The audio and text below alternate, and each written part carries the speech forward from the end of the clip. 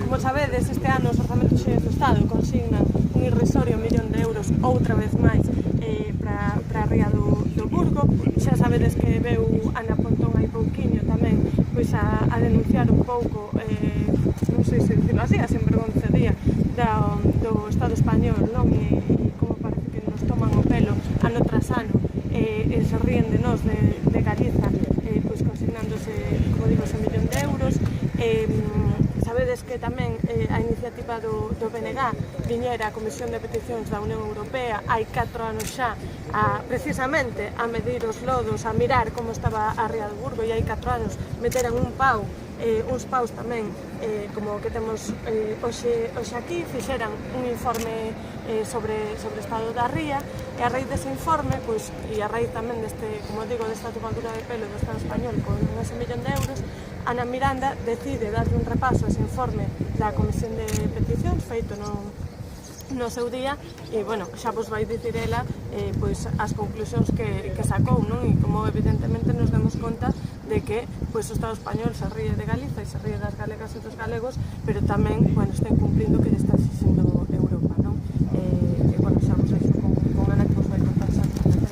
Gracias, porque, a ver, nos consideramos, despois da redacción deste informe entre marzo a outubro de 2013, que 4 anos despois había que facer unha revisión do mesmo, non? Durante todos estes anos fixemos pregunta anual á Comisión Europea para ver se había investimentos.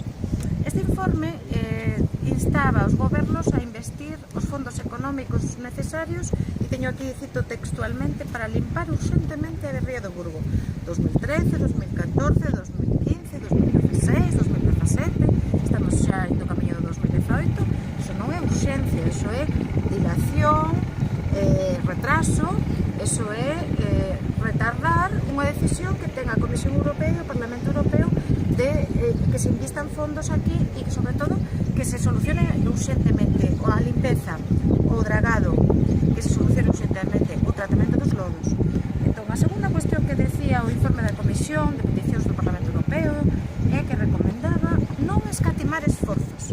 Que esforzos escatimaron se hai unha previsión de 46 millóns de euros, se hai a previsión de facer un estudo de impacto ambiental e non se resposta nin as alegacións polo que acabamos de saber dos mariscadores? Escatimáronse todos os esforzos. Segunda parte. Aí se cae xa. Tampouco pasaba nada, pero bueno, se pode pasar. E a terceira cuestión, que é máis importante, é que a Comisión de Peticións da Eurocámara recomendou facer un plan integral de regeneración da ría que contemple o dragado, retirada, limpeza e o tratamento dos lodos. E isto non se fixo, nin se limpou urxentamente, nin se meteron fondos para tratar o previsto pola Comisión e polo Parlamento, pero que tampouco se fixo un plan de saneamento integral. Por lo tanto, incumplimento total do informe da Comisión de Peticións do Parlamento Europeo, e, por lo tanto, nós agora dirixímonos de novo á Comisión Europea para solicitar unha revisión dese informe e para instar o Goberno a cofinanciar con fondos europeos ese dragado necesario e ese plan de saneamento integral. Que nos vai decir a Comisión Europea? A Comisión ten que respostarnos, porque hai un compromiso propio e acordouse entre a Comisión e o Parlamento Europeo que estes compromisos se cumpliran.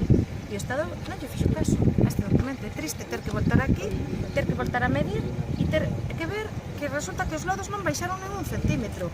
Lémbrome perfectamente que foi a mesma medida que tivemos hai 4 anos. Nós somos máis vellos, un poquinho máis vellas, igual máis sabios, pero os lodos siguen aí igual de porcos e con unha situación de insalubridade, con un impacto na paisaxe, pero sobre todo cunha deixadez de empregos que fan fallar para esta comarca. Entón, xa non é unha cuestión de protestar, é unha cuestión de ser rigurosos no traballo e de revisar un informe que estaba instando a actuar urgentemente. 4 anos non é urgente. Un pouco, bueno, pues para que vexades por onde vai a ir o enfoque das cuestións, non? Estamos valorando moi seriamente, en función tamén das alegacións e das respostas ás alegacións de mariscadores e tamén dos concellos, de presentar unha nova denuncia a Europa. Xa que esta non se cumpliu, estamos valorando seriamente en presentar esa denuncia.